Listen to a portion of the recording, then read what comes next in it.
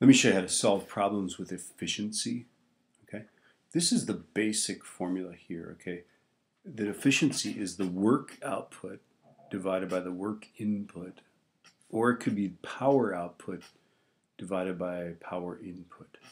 Okay, what it means is this. Let's say you've got something that uses 100 units of energy, right? Okay, and if it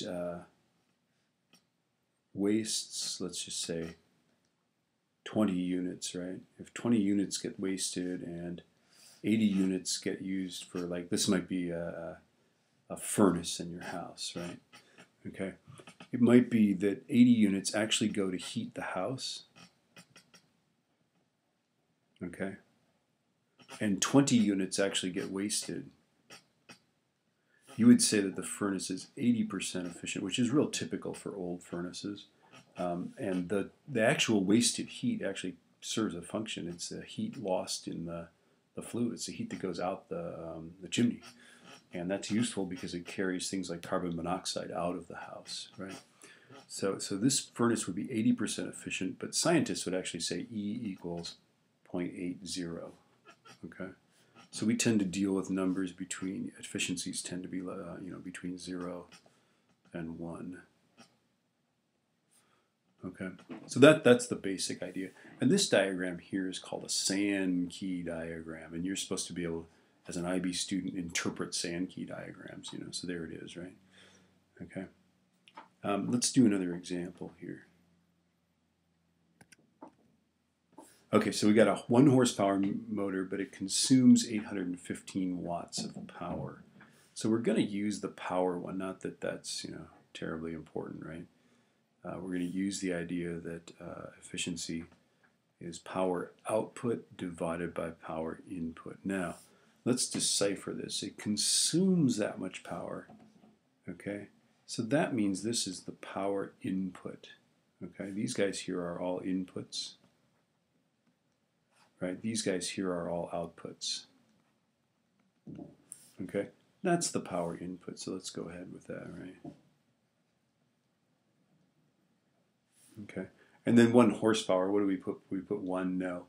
Remember that 1 horsepower equals 745.7 watts. So now we can just stuff that number in, right? So presumably this motor puts out exactly that many watts of power, right? Okay, and a horsepower electric motor, right? 1 horsepower electric motor actually is a pretty conventional size. You see them in like washing machines and stuff like that. Okay, so 745.7 divided by 815. And I get that is 0.9149. Now we have, how many sig figs? 3 sig figs. So I guess we'd say that's about 0.915, right? Or you could say 91.5%, right? Okay. And then the question is, where does that 8.5% go, right? Right? I thought energy was conserved, so where does the energy go? Well, all that means is that it doesn't turn into mechanical work that the motor does, okay? What that means is that it's actually wasted in the form of heat. So a Sankey diagram for this would look like, not very much, right? It's like, right? It's like the worst Sankey diagram ever. Okay, this is 8.5 units of 100 units, right? Okay, and then most of it, electric motors are very efficient. They also last a long time. 91.5 units go into actually lifting the elevator or washing your clothes or whatever mechanical energy you need to do, right? Okay. Let me just show you the mother of all Sankey diagrams, so you'll like this one. Okay, this is a car. Apparently it looks like a Ford Explorer or something like that, right? This on this side is 100 units, and you always have to pick 100 units, right? That's easy, right?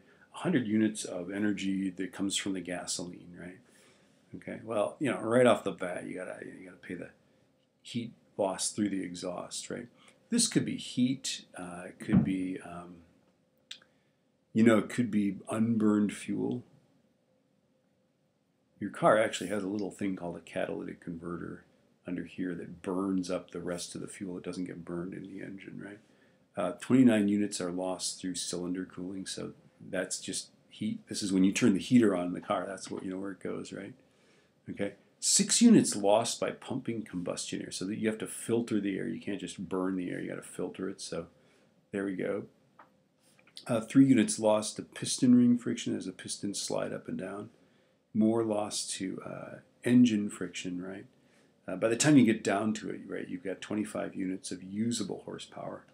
So we're not really looking so good here, right? And then of that, if you turn on the air conditioner or something like that, you're going to use up power for that. And the rest of it is, you know, vroom, vroom, right?